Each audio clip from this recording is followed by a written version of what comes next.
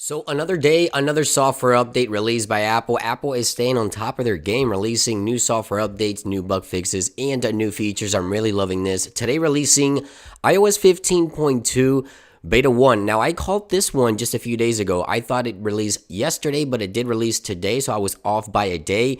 And this one brings one major feature that I was looking forward to, and we'll get, of course, to some of the details here in just a few seconds. Now, when I announced this on Twitter that Apple had launched the software in Beta 1, you guys were asking about the 5.5 to 6 gig of a download. Keep in mind, as I always say, guys, this software is not going to be removing 4 to 5 or 6 gigs from your iPhone. This is simply overwriting the entire OS to install the new version of iOS. Keep in mind, this is Beta 1 for iOS 15.2. And as always, if you would like to stay up to date with the latest iOS news and Apple updates, make sure to subscribe and turn on notifications so that you don't miss another episode. Now, aside from iOS 15.2 Beta 1, Apple did its usual updates to the iPad. So iPadOS 15.2 is now available for iPad users. However, no tvOS. We did get watchOS 8.3 Beta 1, by the way, which is sort of interesting.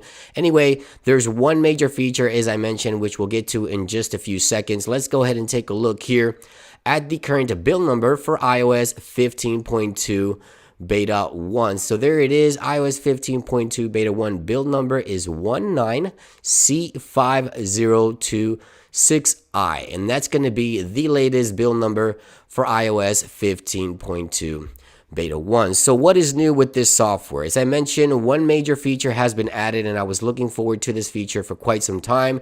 It is under privacy, and if we scroll all the way to the bottom, we have app privacy report, and here it is, the new graphical user interface that I was looking forward to the most. As you can see here on the top portion of this particular category, this new category here, we have data and sensors. So for example, if I go into the messages here, it tells me what was contacted from the messages application. Right there, the messages contacted, the contacts application.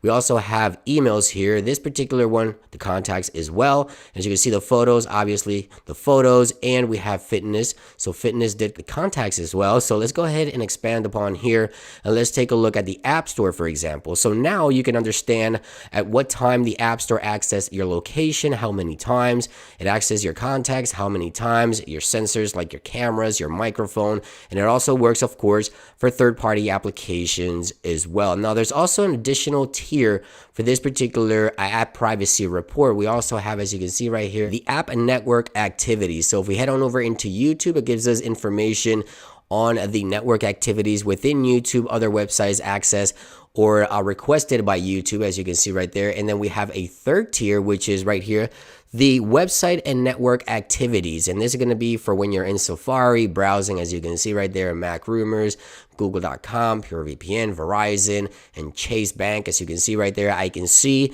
what websites were contacted, what's happening in the background. I get more detailed information. I don't want to dive into the details. Obviously, there's personal information involved in there, but yeah, you can see everything from sensors that are being accessed. We're also seeing information in terms of what websites are being contacted by which applications. This is a great breakdown of your app activity, and again, you can find that under the privacy and app privacy report.